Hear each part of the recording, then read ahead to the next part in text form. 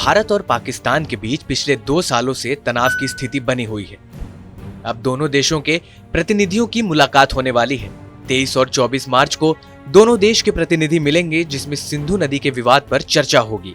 नई दिल्ली में होने वाली इस मीटिंग का एजेंडा सिंधु नदी का पानी और चेनाब नदी पर बना भारत का हाइड्रो पावर प्रोजेक्ट है।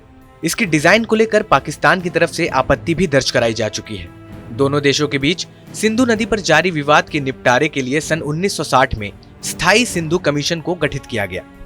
इस कमीशन को सिंधु जल संधि के तहत बनाया गया था।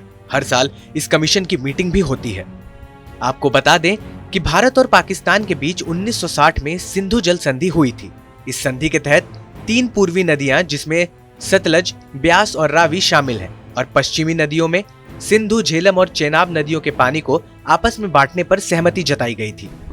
साल 2019 में पुलवामा आतंकी हमले के बाद भारत की तरफ से पूर्वी नदियों के 0.53 मिलियन एकड़ फीट पानी को रोका गया था।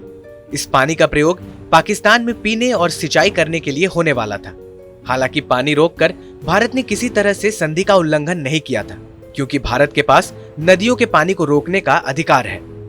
जो संधि हुई थी उसके तहत भारत को हाइड्रो इलेक्ट्रिसिटी तैयार करने का अधिकार दिया गया था।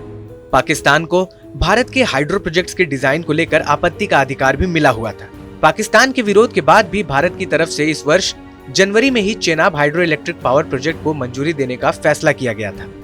यह हाइड्रो इलेक्ट्रिक प्रोजेक्ट किश्तवाड़ जिले में तैयार होगा। चेनाब नदी पर बन रहे इस प्रोजेक्ट को लेकर पाकिस्तान सरकार की तरफ से कई बार विरोध दर्ज कराया गया है। चेनाब नदी पर बनने वाले इस प्रोजेक्ट की नींव 25 जून 2013 में तत्कालीन प्रधानमंत्री मनमोहन सिंह ने रखी थी। किश्तवाड़ के द्राबशला गांव के करीब इसका निर्माण हो रहा है। जब पाकिस्तान सरकार की तरफ से इस पर आपत्ति दर्ज कराई गई तो इसका काम बंद कर दिया गया। पाकिस्तान सरकार का कहना था कि नदी पर बन रहा बांध संधि के विपरीत है। भारत और पाकिस्तान के बीच हुई इस संधि को दुनिया की सबसे सफल संधियों में शुमार किया जाता है। दोनों ही देशों के बीच तनाव के बाद भी अभी तक पानी को लेकर कोई बड़ा विवाद नहीं हुआ है। ज्यादातर मतभेदों और विवादों को एक निश्चित समय सीमा में कानूनी प्रक्रियाओं के तहत सुलझाया गया है। ये वीडियो आपको कैसा लगा हमें कमेंट सेक्शन में लिखकर जरूर बताएं।